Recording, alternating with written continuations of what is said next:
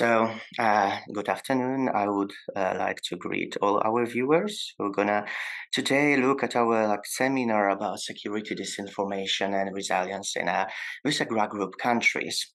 First of all, I'd like to introduce our guests, starting with Pavel Havlíček from Asociace pro mezinárodní otázky from Prague. Pavel is a specialist in Central or more even Eastern European countries, also interested in the topic of disinformation and civic society. So thank you very much, Pavel, for being here and joining us today.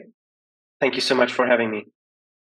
And Mr. Tomáš Kriššák from Slovakia, who's a specialist in security information in Slovakia. So thank you very much for joining us for this seminar.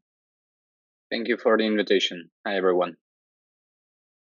And last but not least, Jakub Bornio from Institute of Central Europe, but also associated with University of Wrocław, who's specialist in security issues. And in general, Jakub just came back from Ukraine, from Kiev today after 20 hours of being in a train. So thank you very much, Jakub, for joining us. And I'd like to also at the end ask you about the situation in Ukraine, which is somehow more or less connected to the issue that is going to be debated today.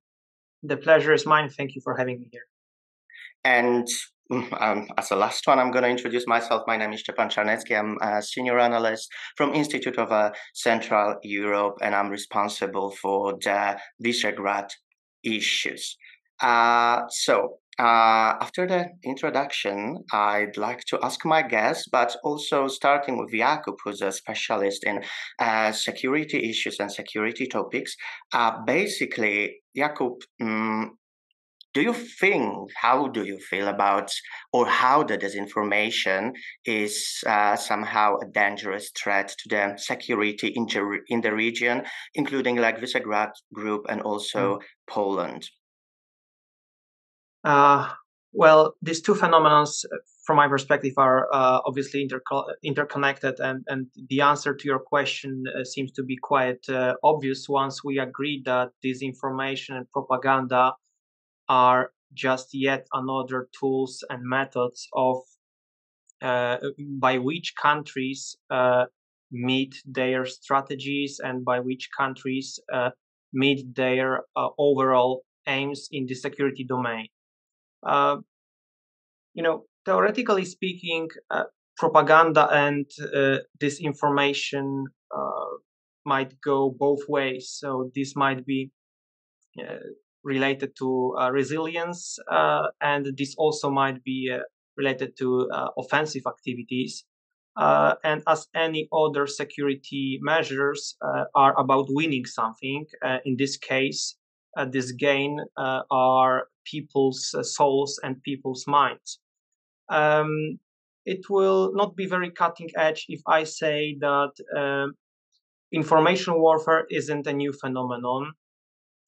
Already Genghis Khan and most likely many before him were sending messengers to the lands that they wanted to occupy or they wanted to seize, just to spread gossips, just to terrify people who inhabited the territories, or as in our case, convince inhabitants of these territories that Mongol Empire will bring something special, welfare, prosperity, and so on and so on. Then, printing was achieved, was invented. So we moved from gossips to leaflets, which, by the way, we use even nowadays. If you look at the America's activities in Iraq or Afghanistan, where the internet is limited, TV is limited, the leaflets are still in use. But then, following the technological advancement, we moved to radio, we moved to TV, and finally to the internet. And the cognitive warfare, because this is not only about disinformation propaganda, it's the whole domain of cognitive warfare, became extraordinarily important once, as I said, we advanced technologically.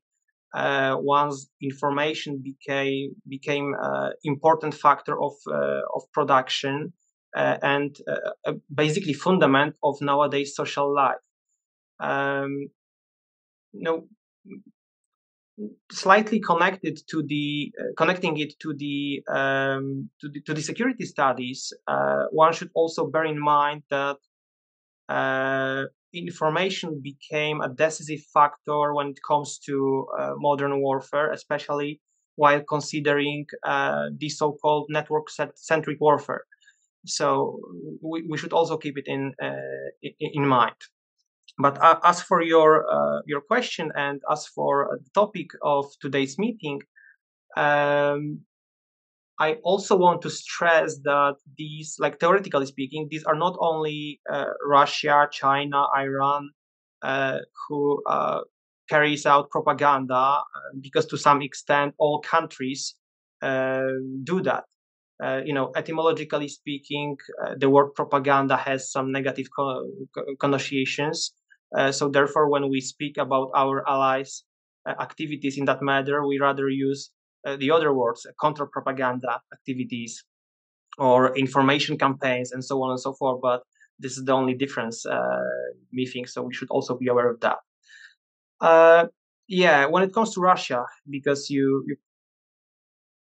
asked me about how Russia interfere in the region, how does it use disinformation propaganda activities. Geostrategically speaking, Russia has a few strategic goals towards Central Eastern Europe. First and foremost is to prevent further expansion, because this is the word that Russia uses of the European Union and NATO allies. Secondly is to push back or push out the Anglo-Saxons out of the region, and if this is achieved, enter this geopolitical vacuum, or to put it in other words, make Central Eastern European countries follow its will. And Russia do this by jeopardizing NATO/American security guarantees toward the region, by weakening bilateral/multilateral relations between countries of the region, and most recently also by jeopardizing policy of support toward Ukraine.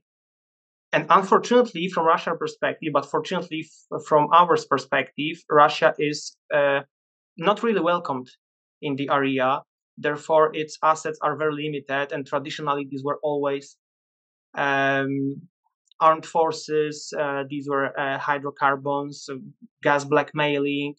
These were corrupting of European elites, and the so-called active measures, or to put it in other words, intelligence activities. And all these assets, all these measures are obviously orchestrated, and they are very much synchronized with Russian propaganda and disinformation campaigns. And Russia use a typical toolkit of disinformation. These might be useful idiots, pro-Kremlin media outlets that are backed by Kremlin, analysts, scientists who sympathize with Russia's views, and so on and so forth. We also should bear in mind that in the realm of democracy, these are societies that are primary target of disinformation and propaganda campaigns. But these campaigns in these activities, they are always tailored to the audience they are targeting. So this will be slightly different narrative that Russia will use toward Polish people while trying to convince them that they should not support Ukraine. And this, in this case, historical factors would be decisive. Let's say Volhynian tragedy, and Russia will use slightly different factors while trying to convince Hungary that they shouldn't support Ukraine. And in this case, for example, minorities might be an issue, kind of a bone of contention between Ukraine and Hungary. I will make a comment here and let our colleagues to speak maybe. Thank you very much, Jakub. You brought back actually many different topics. First of all, like how the information has been used historically. Second of all, the diversity. The third of all, society, and also you brought here Russia, which I think like sooner or later we're gonna get there. However, we have to stick to something. So first of all, then, as you just mentioned, this diversity of the information that being brought to the societies, I'd like to ask Pavel about Czechia. Basically, can you describe us briefly how the disinformation scene looks like in Czechia, knowing that the disinformation is a very broader term, and it's sometimes not even that easy to just to work with the term and to specify it. So, Pavel, the floor is yours. How it looks in Czechia. Thank you so much, Szczepan, also for having me. I think what Jakub was really good at was outlining the wider scope of what it is, what it used to be, what it is now, especially in regards to the technological development. And this is also what we are seeing in Czechia. So if we speak about disinformation in the country, we usually refer to an online ecosystem of around 40 plus outlets that is actually widely present and active on spreading not only pro-Russian, as it used to be, especially before the still ongoing Russian aggression against Ukraine, but especially anti-system, anti-government narratives, undermining trust, as Jakub mentioned, are some of the goals of the actors that are to more or less degree actually affiliated to Russia. What is really important is actually that there are two definitely often interconnected processes going on, which is the attempts of third parties to interfere in the information domain, which would be not only the Russian Federation but also the Chinese Communist regime, Iran was mentioned, and others.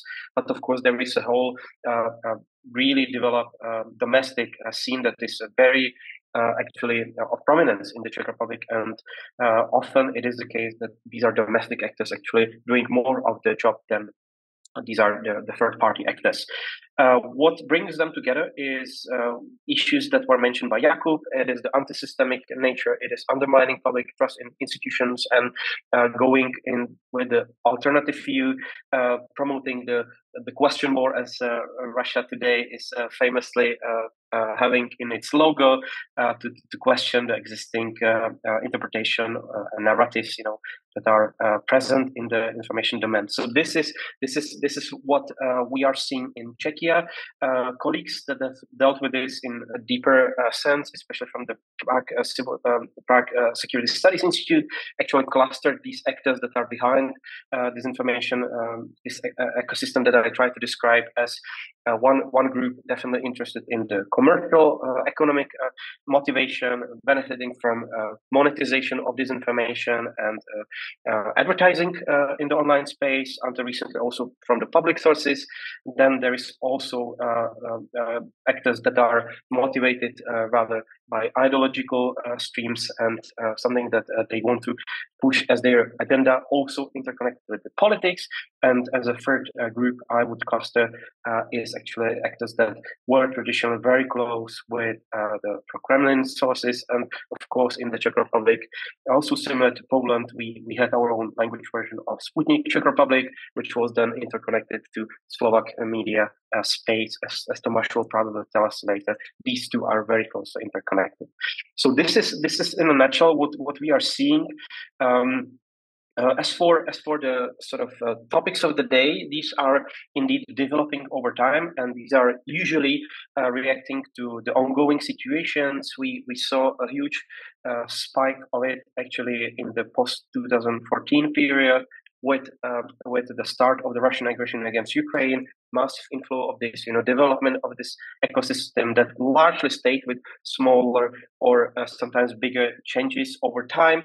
But this was the big actually development of this ecosystem, as many analysts actually tend to agree.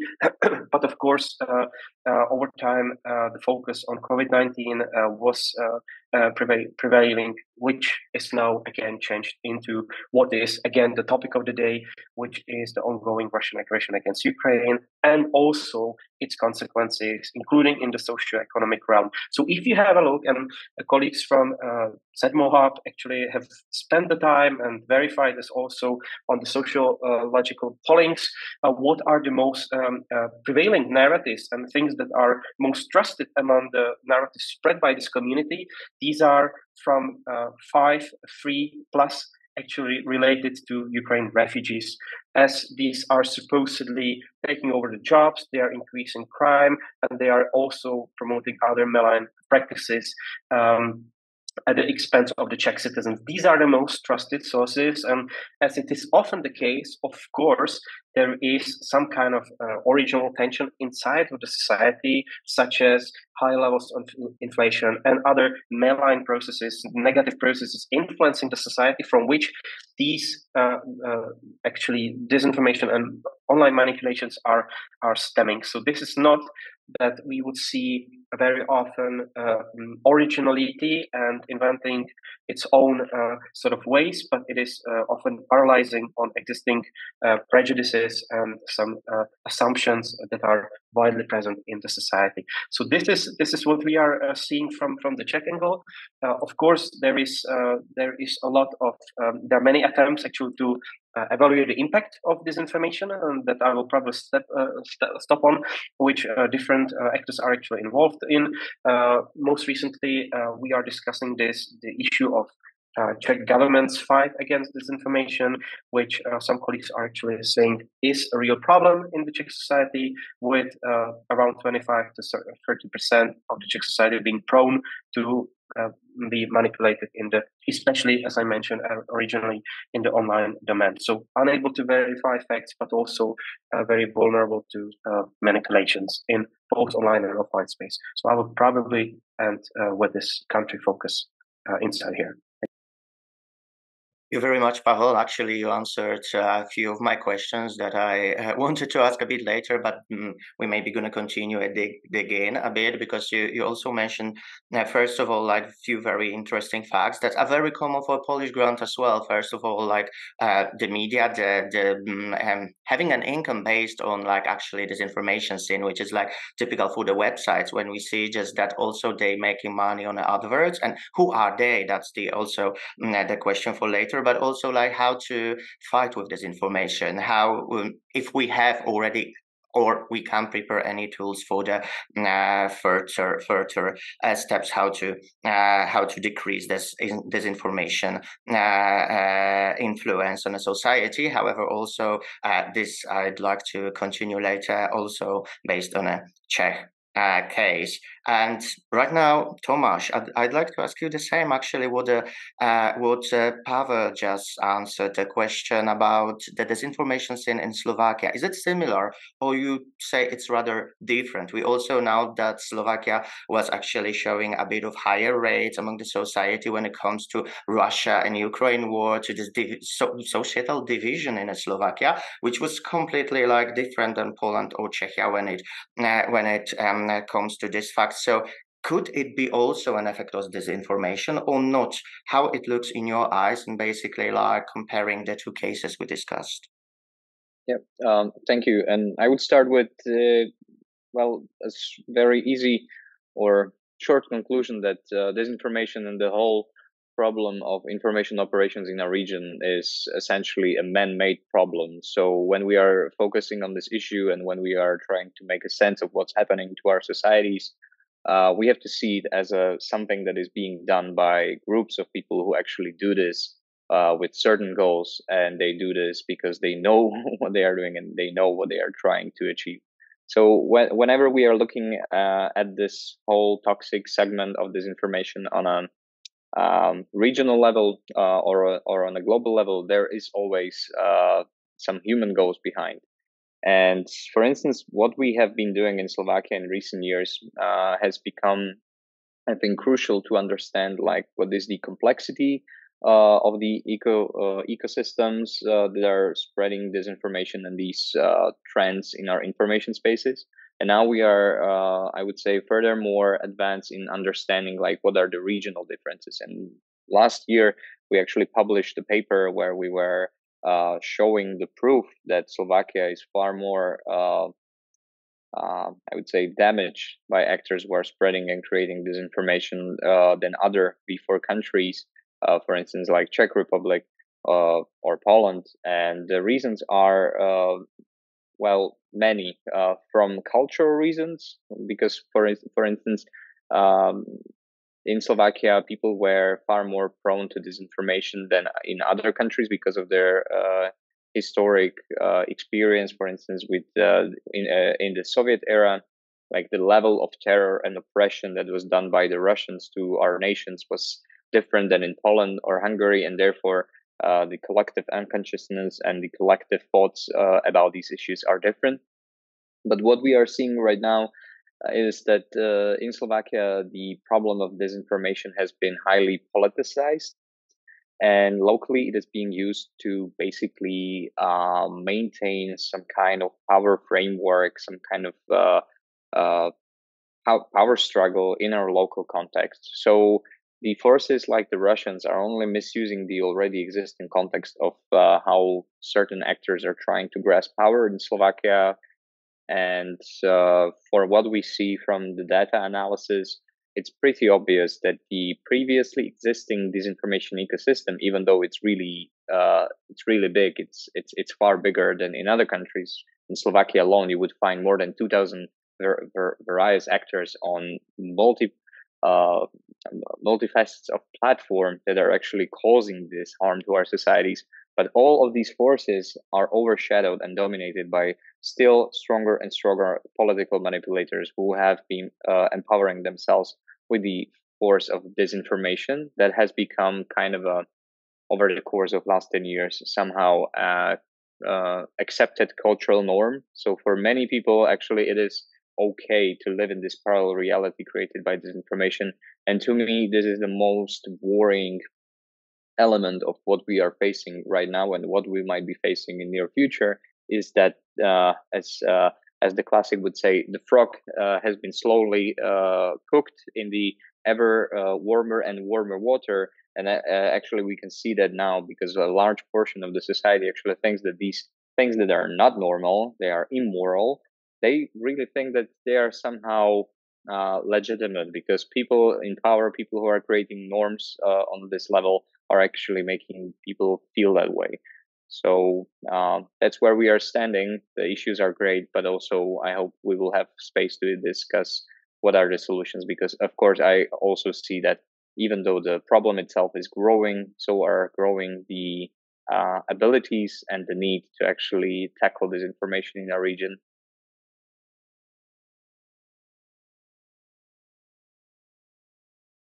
Thank you very much, Tomáš. And actually, that's very interesting also to compare, like when you mentioned that, first of all, it's like this cultural background of the people who are like being much more affected. So like this information is like connected to not only like the politics, but also just like our memory, how we do perceive ourselves, our identity, and the other like very soft issues that sometimes are being very much forgotten. That's why it possibly can make this specific society a bit more vulnerable to the disinformation, or the other not. But also I'd like to ask Jakub maybe briefly, if you maybe shortly could describe how it looks in Hungary then, like, you know, as Hungary, it's still a bit different than the other countries when it comes also like to the political processes, and also if and how the disinformation scene is being active there, and with whom it's being connected.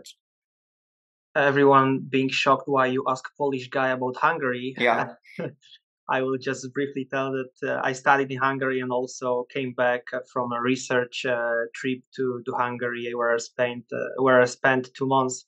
That's why Szczepan also asked me to deal with this issue, to cover this issue very briefly. But before I go to Hungary, let me also confirm what you just said, that we may find a common ground with our Czech colleagues, because we also observe the same phenomenon. So this anti-vaccine circles then evolved into anti-Ukrainian circles, and nowadays they also evolve into anti-American and pro-peace circles. So these are the same people who stand behind these movements, and are engaged in various kinds of propaganda and disinformation. So yeah, we have something in common.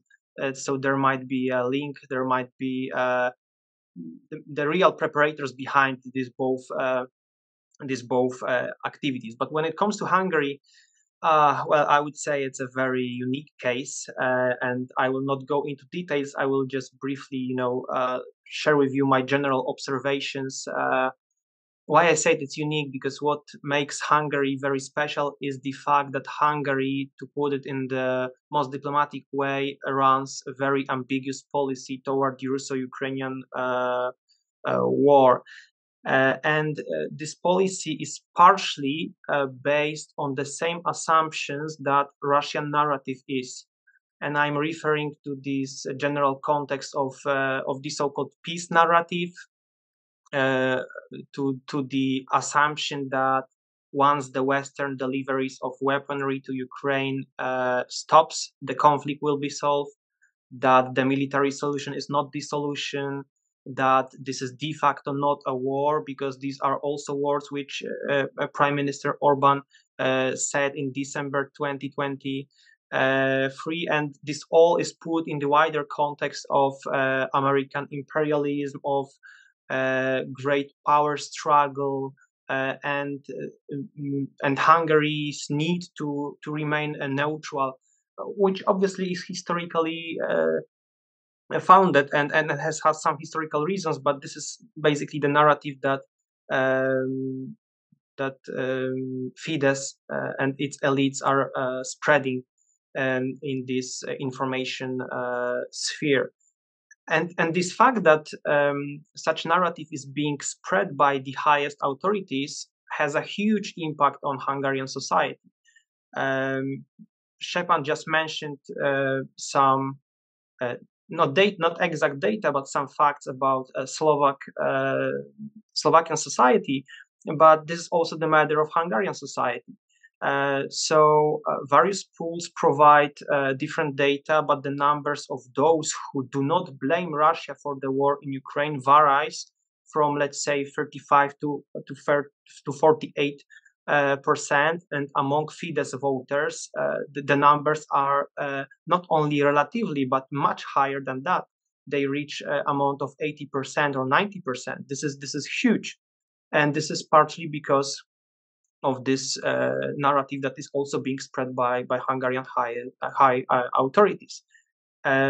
Continuing with numbers, around 20% blames the West.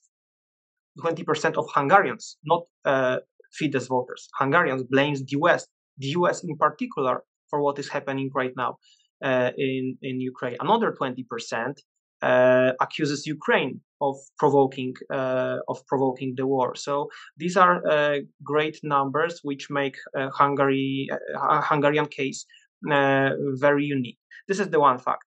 The other factor which I want to put emphasis on is the fact that Hungary lacks experts on Ukraine and on Russia.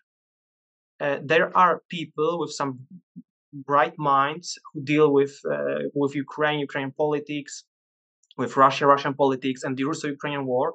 But the number of those who deal with these issues, the number of Hungarians, is much lower than the same circles of specialists in Poland or in Czech Republic.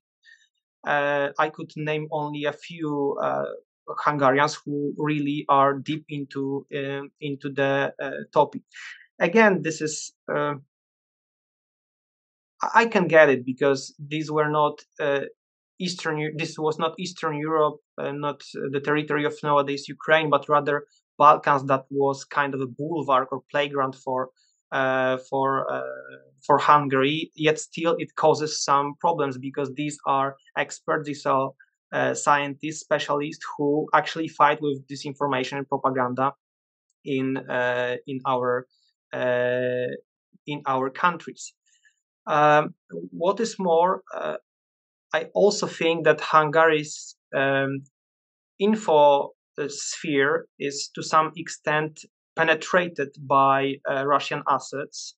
And as our colleague from Institute of Central Europe proven several times, Hungarian media outlets simply duplicate or replicate on the basis of copy-paste method Russian media outlets and news that are being spread there. And this is very dangerous. What's more, it's also because of political actors that are present in Hungary, but they manage to make quite effective use of social media. And it's extremely hard to control the actors who got involved into social media. And the fact that social media, various platforms, are extremely popular when it comes to getting knowledge on the politics in Hungary makes Hungary's society also vulnerable to Russian interference via social media. And last but not least, I would also say that one should bear in mind the very sensitive issue of Hungarian minorities outside, also in Ukraine, which to some extent made Hungarians naturally sympathize with Russia and allegedly oppressed Russian minority in Ukraine. So these are the factors which I would emphasize, and these are factors which make, in my opinion, Hungarian case quite unique when it comes to V4 and its strategy to counter propaganda. Thank you very much, Jakub. And also, I'd like to just also emphasize that how the country and culture connected the disinformation is. And also the Polish case, as you just mentioned, it also how visible it was when it also disinformation very much appeared when it comes to like the queer or LGBT topics, when they were like very much emphasized how like, you know, unhealthy the Western European family is, etc., etc. So there are like very like many topics that were multiplying in a society, and also like admitting it's, for example, like conservative or more conservative values that were very much present, and also how it's connected with the technologies you mentioned, because like disinformation is the social media that are less likely to be controlled in like the in an online space, making disinformation somehow even more effective. And that's why actually I'd like to ask, and also coming back to Pavel, basically society, how society is in a way vulnerable or resistant towards disinformation, but also of course, obviously, like the society, we can't treat as a one. So like there are different groups of people. So what are the tools? And that's the last part of this question. What is the main threat of this? Thank you so much, Szczepan.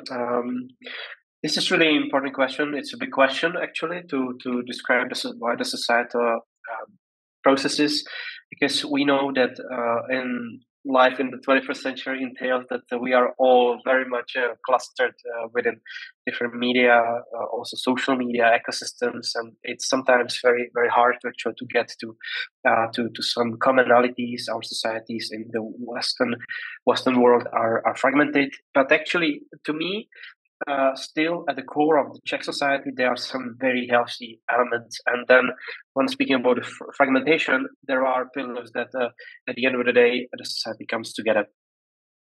If we spoke at length actually about the malign practices and what might be the problem, there are also some positive elements to it. And I will just give you one and then go deeper into how the Czech society actually operates and where it can be vulnerable. When it comes to the big crisis moments, be that for COVID-19, be that for the full-scale invasion of Russia against Ukraine and others, we do have in the Czech Republic actually one big advantage. And of course, this is part of the solution that we will be discussing later. But one of the pillars I really consider the public media broadcasters. So in the crisis times, you do have a genuine and healthy reaction of the society to look for trustworthy and unbiased sources of information. And these are, above all, Czech TV and Czech radio, which are actually among the most trusted sources, especially in these crisis moments. Then society proves actually prone to go back to credible sources, to turn to something that they can actually trust. So in good weather times, of course, you have all the extra the question more I already mentioned in relation to the logic of the RT. But of course, in the crisis moments, this is where things really prove, and you really need to go for the right information. So this is where I am still so hopeful for the Czech society that it can actually navigate the information chaos that we are currently living in. When it comes to different parts of society, I spoke more broadly. The surveys they actually show that between 25 to 30, 33%, up to 1/3 of the society overall can be vulnerable to online manipulations, disinformation, and somehow information that they cannot verify, they cannot navigate, they find problems to actually assess if credible or not. So this is the bigger picture. And then, of course, if we go into different segments, if we go very schematically, the younger generation, mid-level, and then older generation, these all have their own specificities. Of course, for the younger generation in particular, this is the full 24/7 life on social media, particular problems related to that. Problems in relation to fact-checking, finding credible sources, verifying the information source, trusting your friend because he or she actually posted something on social media.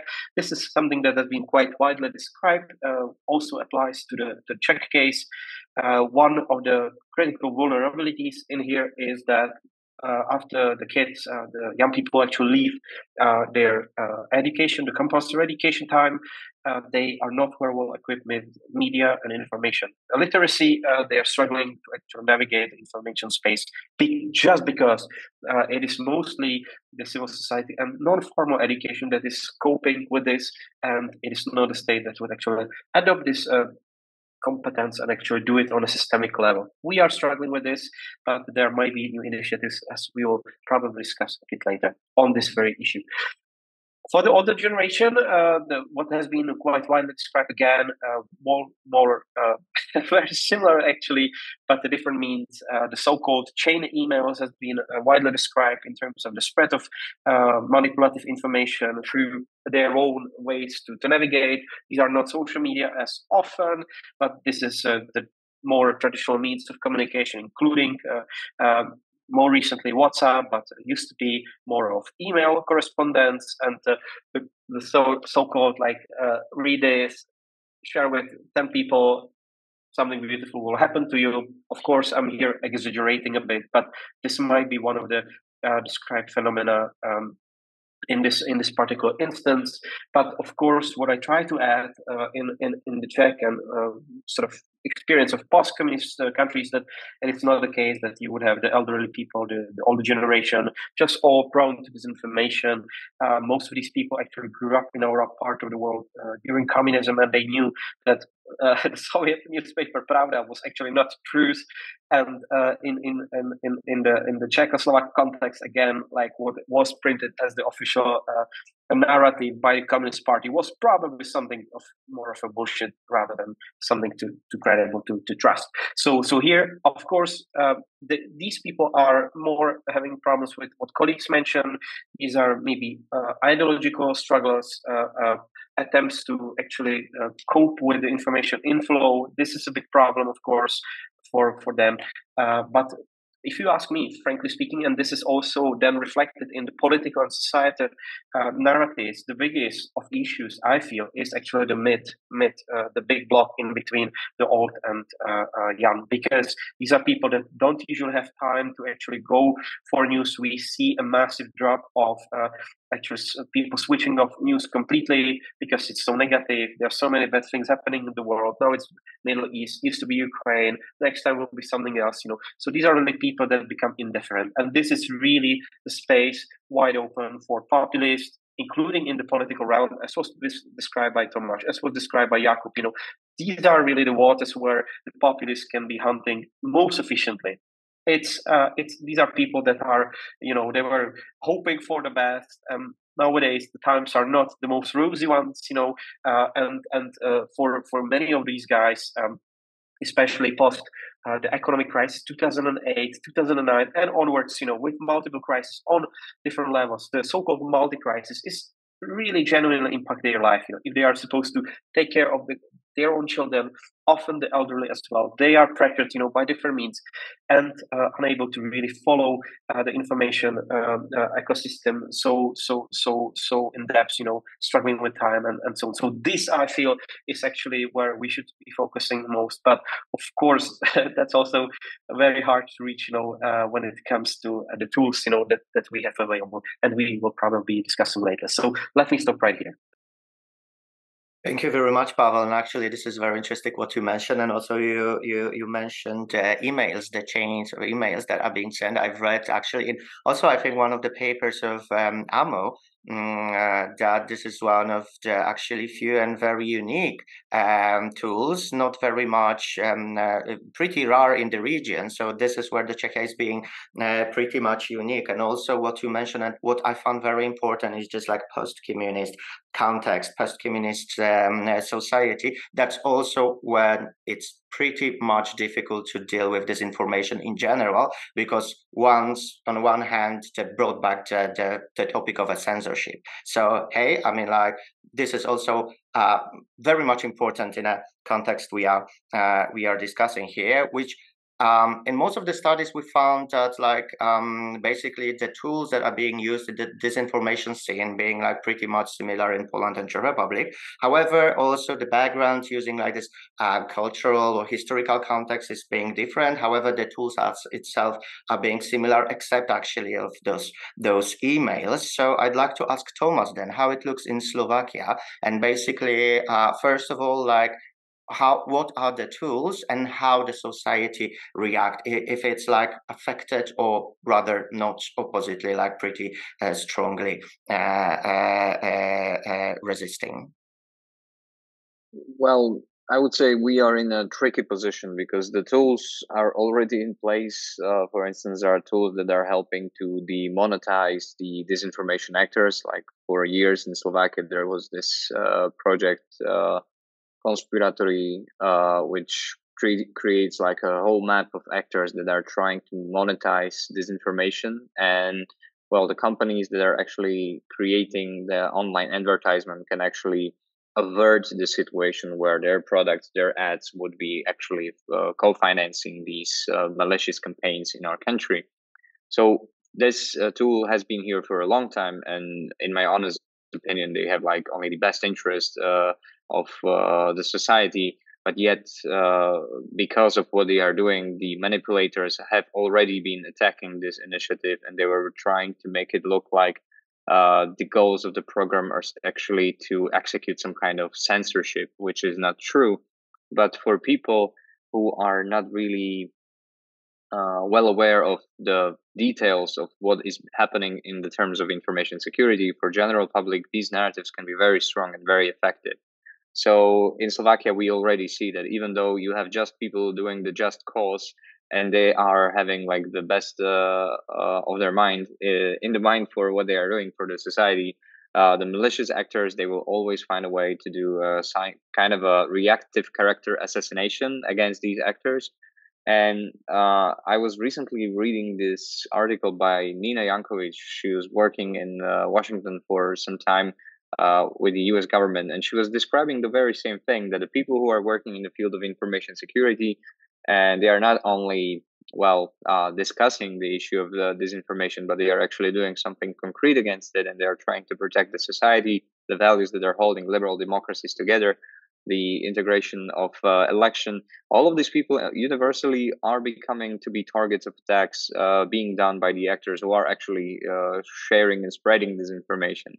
So this pretty much opens up the debate that it's not only about developing tools, it's not only about executing the tools, but also having, I would say, an ongoing debate, or maybe even a campaign that would help people in 21st century navigate that it should be our like common task, common goal, something that is connecting us when it comes to defending democracy and its values for us and the future generations.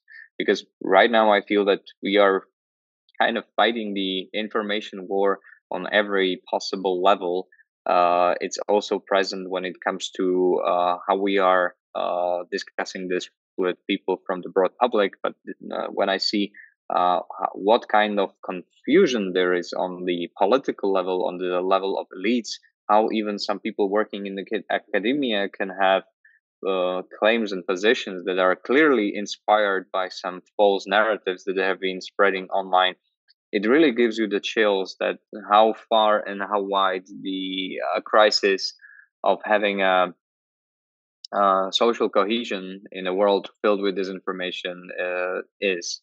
So the tools are here. I would say that I personally have been developing some educational tools in Slovakia, like Project Hope, a digital tool that helps teachers and students to actually have like online trainings where you can actually have a discussion with someone who is actually affected by disinformation or propaganda, and you don't really have to persuade that person, but actually you are trying to maintain a respectful conversation with that person, because of course when someone is into conspirational theories, you can expect that that person is going to be more aggressive, he's going to be more keen on being the one in the room who's the loudest and who is always right.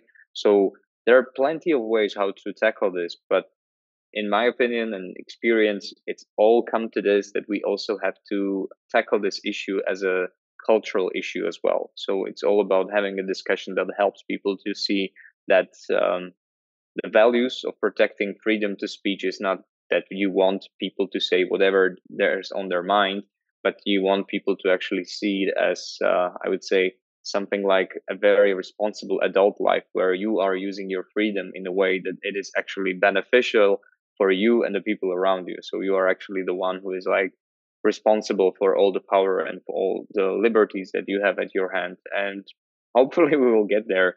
But the recent development shows us that, as Pavel was saying, that we are really deeply in the multitude of crises. And in times like these, it's only natural that people are getting more and more nervous, more and more afraid. And with these hard emotions in the back of our hands, it's really hard to maintain all these hard to achieve things in place. So I think that we really have to embrace this as a big problem that will be only successfully tackled and executed with some solutions that would really have in mind that we humans are first and foremost feeling creatures, social creatures, and we have to use all that for a benefit of, tackling this issue. And we'll see how we were gonna do it.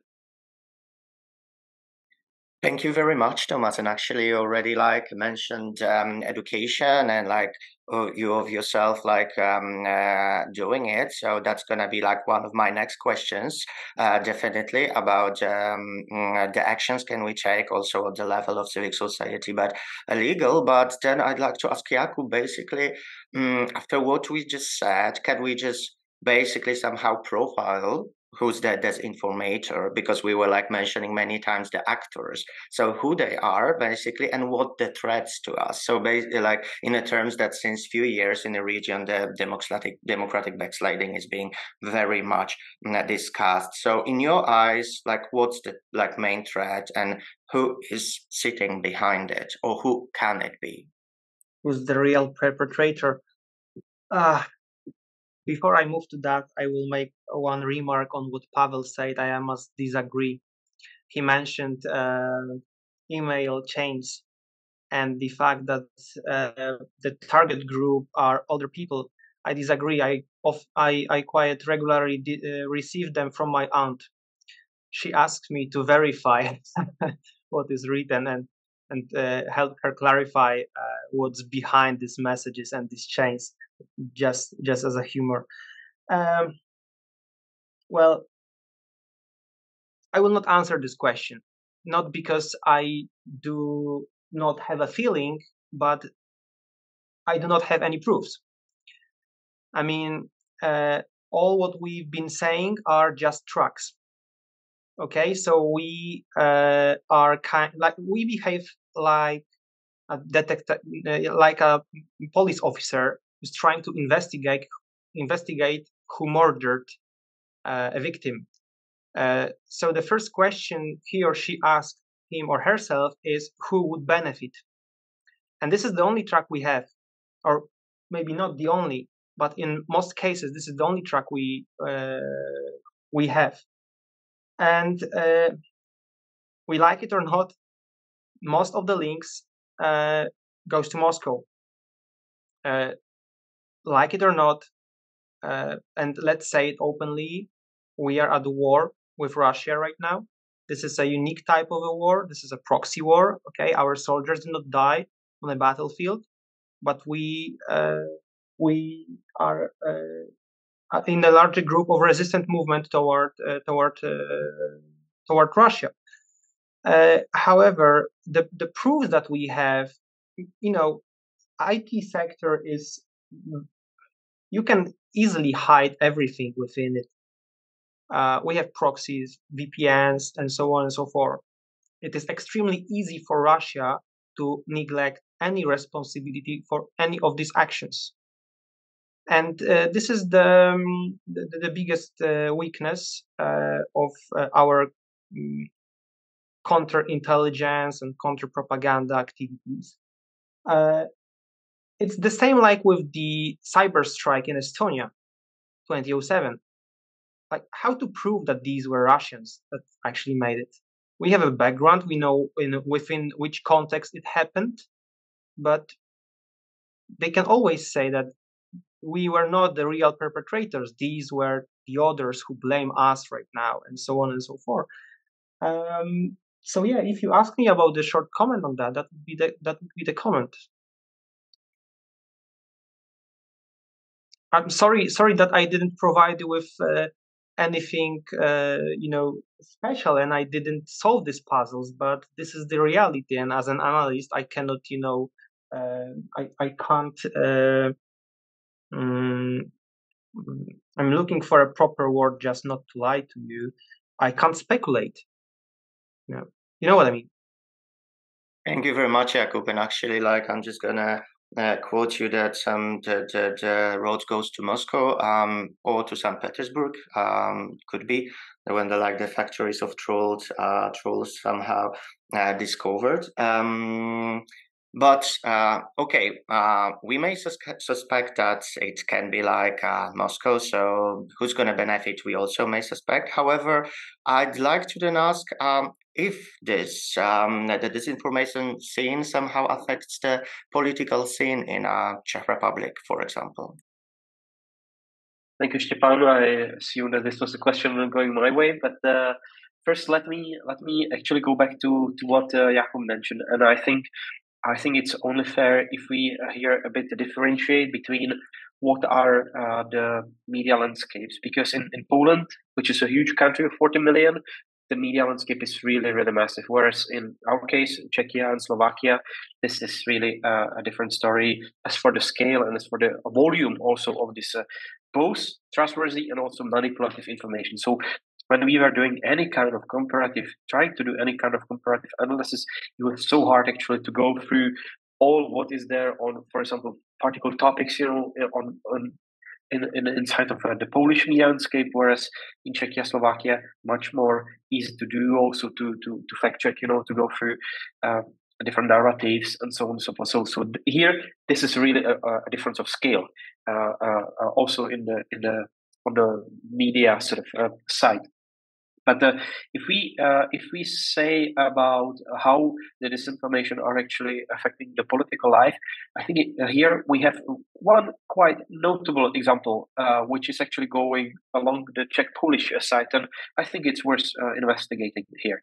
And this is actually the recent decision about the so-called Istanbul Convention, in which most of our senators finally decided not to support it. And both Tomáš and also Jakub mentioned about this rise of sort of very ultra-conservative, sometimes with even the American far-right connections type of narrative, which has indeed also its significant component. And here, in particular, what was proved quite significant was the involvement also of similar groups from Poland in the Czech context, and I will mention Ordo Juris by name here, so that we heard that there was a massive sort of not information operation, I would not call that, but sort of even to the degree of blackmail, really overflooding the senators with different of their materials, analysis, emails, mobilizing the masses to reach out to their decision makers, and so on and so forth. And this was really something that we saw very negative, and finally we actually refused to ratify the Istanbul Convention in the Czech Senate, which is blocked for the time being. So here we see that these very conservative, often groups often promoting their own agendas, sometimes going anti-systemic. Jakub mentioned about the chain reaction from anti-vaccine COVID related to Ukraine to then nowadays peace and also anti-American sort of logic. These are things that are affecting the whole region, and this is why I think it's so important for us to speak, to discuss, and actually to exchange what works, what doesn't in this sense.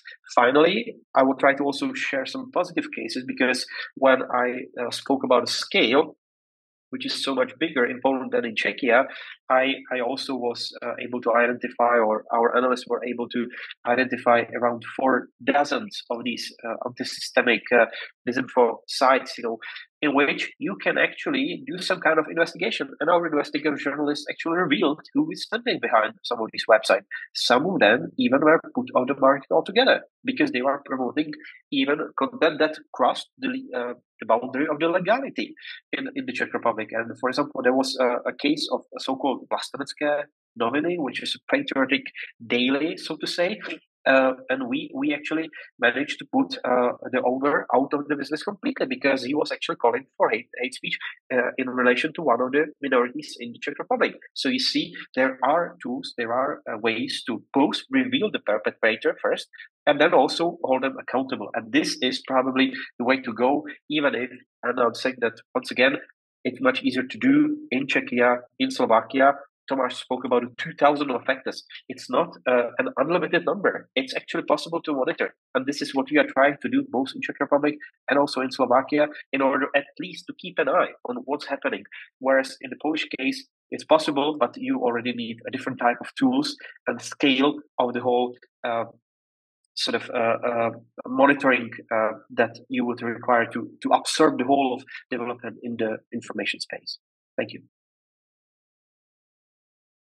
Thank you, Pavel, very much. And also, first of all, the media that has not been mentioned here, but also the Hungary case, it's slightly different than the other countries as well, when the media's freedom is completely at a different level and being very much more controlled. So also this is definitely different case for disinformation. The other the other thing you also mentioned, Pavel, that definitely this non-systemic parties, and this is basically all the parties that are going against the system, that during the whole disinformation process we have a data that's showing that the voters of the parties are basically somehow can't be proved that they are being influenced by this information, but also we see that the parties in Poland and Czechia, at least comparing them, they are getting around 10%. So anti-systemic and of course Eurosceptical. So also we see this the similarities. And very briefly, I'd like to ask Tomáš how it affected Slovak political scene, and if. I would say that we are looking at a large deformation of politics in Slovakia, and well, my view of this is quite in a longitude, because it was in 2010 when I was starting to write just a bachelor thesis on how we are lacking legislature when it comes to political campaigning in digital platforms, because there's a legislation for such activity in standard media, but there was no plan to have any contingency plan to make our democracy to have some consistency and integrity in terms of what's happening online. And since 2010, I would say that these ideas that we might have some issue have turned into full-scale problems. And I would say that one of the most notable things that are happening is that the political campaign is not only happening now only during the times when it's like pre-election time and politicians are going to TVs and radios for the TV debates, where they have the chance to actually show the public that they are better rhetorically than their opponents and they have better arguments. But basically, they are investing a large portion of their time to produce some kind of content, especially video content, every day, to actually do have some touch on what people are perceiving as politics in Slovakia. And the second thing is that, for instance, some politicians in Slovakia, even some parties, some government parties, are refusing to talk with journalists, or they are trying to demonize journalists because they know that the critical journalists are actually standing in their way when it comes to manipulating the public. So they do access the public space with their claims, and there is like no way that the journalist or critical journalist would serve as a guard, I would say, a rail or a guardrail that would make sure that the claims made by these politicians are actually fact checked or somehow reflected in reality. So the deformation of how these platforms, how these information trends have really deformed how politics are being shaped in our country. I think it's very present. Not so many people who are actually affected by it are actually thinking about it. So it's very asymmetric. So the more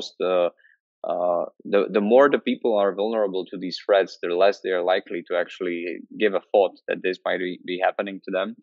And it really is endangering democracy as we know it, because if this will become a new normal and it will remain in effect for another 5-10 years with the development of new communication platforms, with the I would say deformation of how people are used to communicate and consume information, this would definitely create a very different kind of society.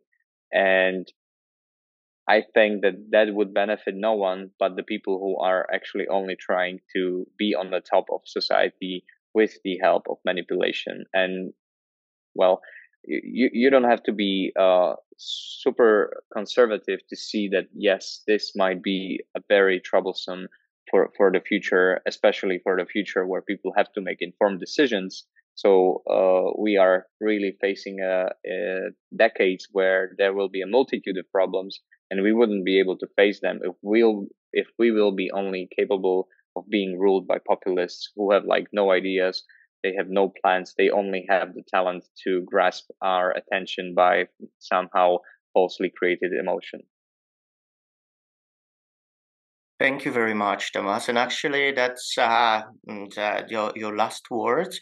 It's a great base actually for my last question that I'd like to ask you today. So, good practices. That's the first thing.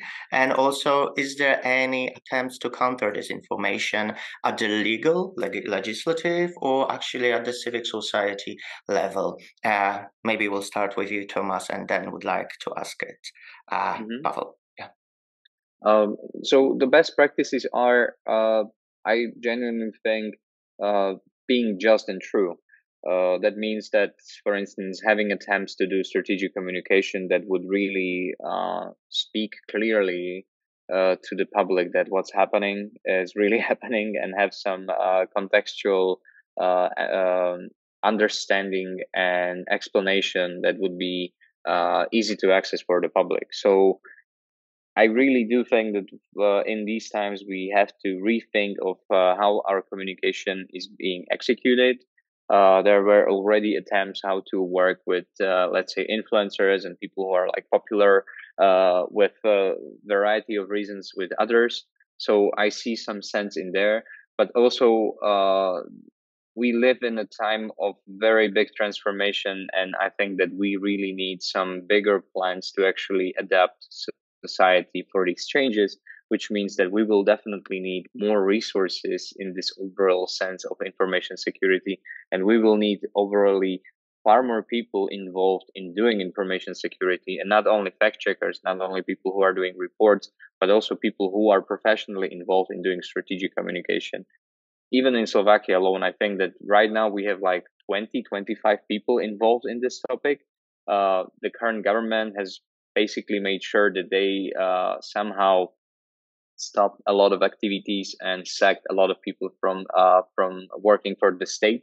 So maybe in the future this will be all on the as a responsibility of a civic society, which should then contain new kind of journalists, new kind of people working in information security that are making sure that this whole adaptation process will run, because otherwise we will be somehow stuck only in the problem, not the solution.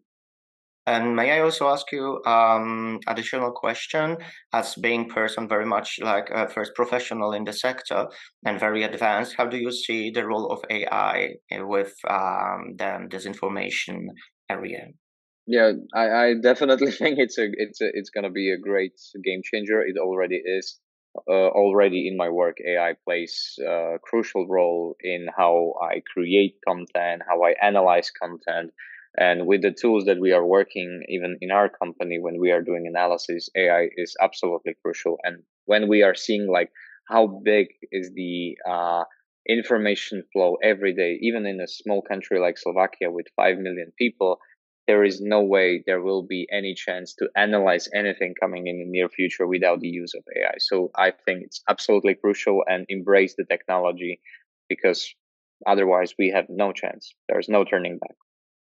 Thank you very much. And Pavel, I'd like to ask you, because also Czechia, it's a great example. For example, after the attack of Russia on Ukraine, there were like very pretty much successful attempts to shut down the website. Of course, not all of them and not full time, but still. But also there were like legal tools prepared to fight disinformation.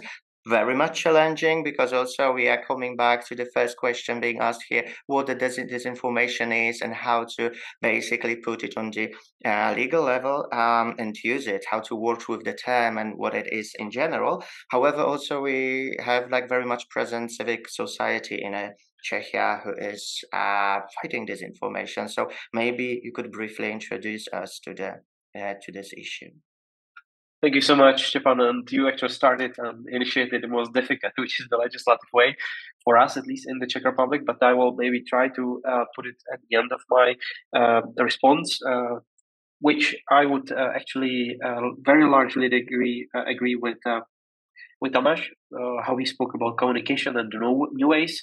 Both strategic communication and crisis communication, these are tools that are actively being approached. And Czechia is actually, unlike some of the other countries of the region that we spoke about, still striving to do the so-called whole of society approach, to actually combine both government's approach, civil society, independent media, business community, including, for example, the advertising agencies and other actors that are actually having a very similar goal in this sense. So we are still on the positive side, even if I definitely agree with what Tomáš mentioned as for the resources. What I consider the resources on the state side is first a commodity very precious, which is of political will.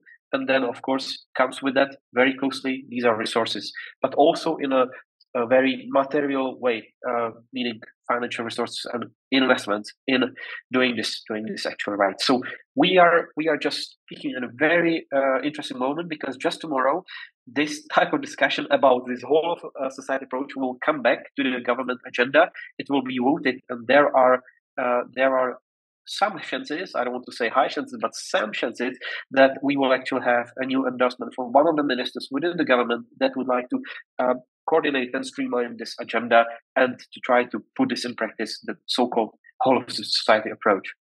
What it means in practice, we already spoke about communication, media, civil society. I tend to add one thing that was not mentioned, which is the digital space, digital regulation, which I try to actually always add to the picture. We do have instruments that are just from this Saturday coming newly to place at the member state level, including Digital Services Act, which should actually limit the space for spread of especially illegal content online, but also to provide new opportunities for the states, for the member states of the European Union, to also tackle the issue of disinformation and so-called malign information. So this will be a new opportunity that we should really make it right. Tomáš spoke about AI, and the AI Act might be a way how to do it right from a normative point of view from the European side. So this might be yet another opportunity how to actually try to navigate this descent. We spoke previously about education, and when we spoke about young people, this is also the part of the formal educating process, but of course should not forget about the so-called adult education or lifelong learning, as it is often called in English. And when I spoke about the two categories and the one in between, here we have the big cluster in between that are people usually falling through both the information ecosystem and also education ecosystem. And we know that if we want to increase the societal resilience, we actually need to equip the people in the first place with the right tools and competencies to be able to take care of themselves. This should be the key competence of the state. So I definitely add this to the picture as the lifelong learning. And initially with Jakub, we spoke about the issue of monetization or rather demonetization. So there were some prominent examples from the Czech case that are worth sharing. When, for example, the Ministry of Regional Development introduced a new methodology how the state entities, the state agencies and ministries themselves should not actually advertise on these so-called disinformation sites. So there is an attempt to go that way as well. So, and finally, I will come back to the most difficult actually, which you, Szczepan, identified as some of the interesting practice. I tend to be very, very critical because I am on the so-called more maybe liberal approach to this. So to make use of all of this, whereas not to look maybe for the single bullet, which many people see in the so-called legislative solution. Let's ban it. I tend to be quite critical. We tried to do that, follow somehow the Slovak example, because in Slovakia there is a type of legislation that allows and gives the state the competence to actually switch off sites. We don't have it. And in our case, after the 24th of February 2022, we attempted to actually put some of these so-called disinformation sites off the market, but there was actually no legal ground, which was actually quite difficult for me also to chew on, because if we don't have the clearly stated legislative basis, appeal mechanism, and also check and balances, that I'm really afraid. Now we have a government that would be probably less prone to actually misuse of this, but that might not stay forever. And to have this in the hands of people that are irresponsible, are populist, and they are trying to go for their own benefit, discarding the wider public interest, this is actually something that would really frighten me. So that is why I tend to say, maybe let's discuss, let's try to sort of forge the political consensus, but let's leave it as a somehow nuclear option, which should be really, really, really only used in a very specific instances. And I tend to see them only related to the foreign actors, such as, for example, the Sputnik Czech Republic, as we had banned also by the European Commission solution and decision to ban and put these both Sputniks in different language variants and also RT across the European Union and across different platforms from a center-driven perspective. So other than that, I tend to be quite cautious and say, look, maybe, but let's be very, very careful about how we use it and under which conditions. Thank you. Thank you very much, Pavel. And actually, after what you say, I'd like to ask Jakub and somehow maybe connect two questions. I wanted to ask you, first of all, as a specialist in security issues, how do you expect actually any good or bad news when it comes to if the disinformation scene and this attempt actually will continue? And also, I'd like to connect it with your trip to Ukraine. You just came back from there. If you can share with us, how do you see the future and what's your impression from just being in Kiev? Expecting the good news, actually. Well, I know that I am trying to be a realist. But anyway, before moving to the question about my trip to Ukraine, I don't know if you've seen, but I've been making a comment on what our friends just been saying. And I couldn't agree more on what Tomáš said about us making a proper strategic communication And I strongly agree that we must not lie in our counter-propaganda activities. I resemble the meeting that we had in Krakow. Pavel was also there. This is the place where we met. And I resemble exactly the debate we had there. And that was one of our arguments, that we must not lie in our counter-propaganda, because people will not buy it. And we must try in our societies and in their knowledge and their self-resilience. This is what we need to build, and in order to keep it on a high level, we must not lie to our societies neither. So that's the first. Thing. The other thing, I will also very shortly refer to what Pavel said about when he mentioned the Polish specificity. He's so right when he says that our counter-propaganda activities are in fact counterintelligence activities to some extent. Therefore, they need different methods. And when it comes to the question that you asked, the issue that you raised, how to legally deal with that, we made in Poland an amendment to the law, which to some extent allows us right now to bring to the court people not only, previously it was that you had to actually catch someone taking money from foreign intelligence officer in order to put him into the court. Nowadays, if you prove that his activities are a kind of systematically carried out disinformation campaign, you can also put him or her into the court. So this is a game changer, I think, and this might be a pattern for the other countries in the region. Now, there are things which I don't want to say openly, okay? When it comes to, not necessarily when it comes to my trip to Ukraine, but when it comes to strategic communication of Ukrainians. You are all aware that they had their ups and downs in their strategic communications.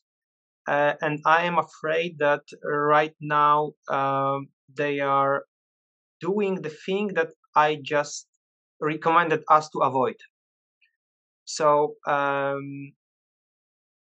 they are carrying out their counter-propaganda activities in a not accurate way. Sometimes it's easier for us, let's say Poles and Ukrainians, to say that this is not our fault, what is happening between us, these are all Russians, and so on and so forth. But this is not entirely true. And we must face the truth, and we must see that, for example, there are some issues between our countries that we need to solve, not necessarily hide behind this third preparator who is always there, trying to put a wedge between our nations. Of course, third countries, Russia in particular, has their own goals, but there are concrete issues that we need to solve, and we need to, take this responsibility on our shoulders and just solve the issues. And so that would be, my practical recommendation for how to run counter-propaganda in the times of war. And when it comes to the trip to Ukraine, I'm still processing, all what happened, all what been said, and all what I've seen. I will try to provide with kind of mixed answer, okay? So something realistic and something positive. It's not a cutting edge. That Ukraine is right now in a dramatic situation in many senses, economically, demographically, militarily, and so on and so forth. Yet still, they stay strong on their positions. They kept the spirit. They have plenty of ideas. Literally, we've been hit. There, a Polish delegation at the forum I participate. We've been hit so hard with so many ideas on how to resist Russia legally, civilizationally, economically, when it comes to the reforms of UN and so on, when it comes to lawfare even, and so on and so forth. So they kept the spirit, they keep going. and they should be supported. And there is one observation which I made in Bucha. We've been guided there by a mayor of the city, and it made me thinking that we still, like analysts from Central Eastern Europe, have still a great job to do. He mentioned various trips and various groups that he guided in Bucha from different European countries. He mentioned France, Germany, Spain, Italy, literally like mostly Western Europeans. And he said, these are only Polish people who do not ask us why Russians did what they did. And it only means that there's still job for us to do in Western Europe to make them aware of what is the nature of Russian activities in Central Eastern Europe, not only in propaganda, but in material aspects as well. Thank you very much, Jakub, and thank you for sharing actually the first thoughts from coming back from Ukraine. It's actually very fresh, and I know that's why I asked.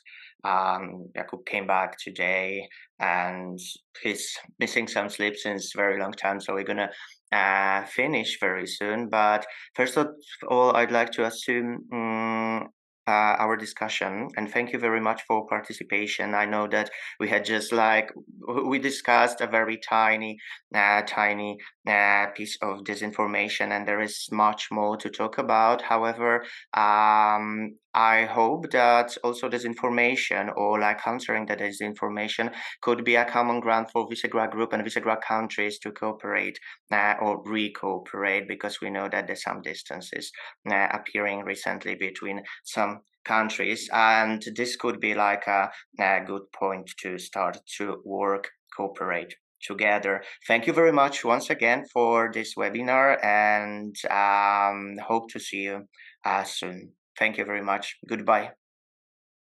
Thank you. Thank you. Bye.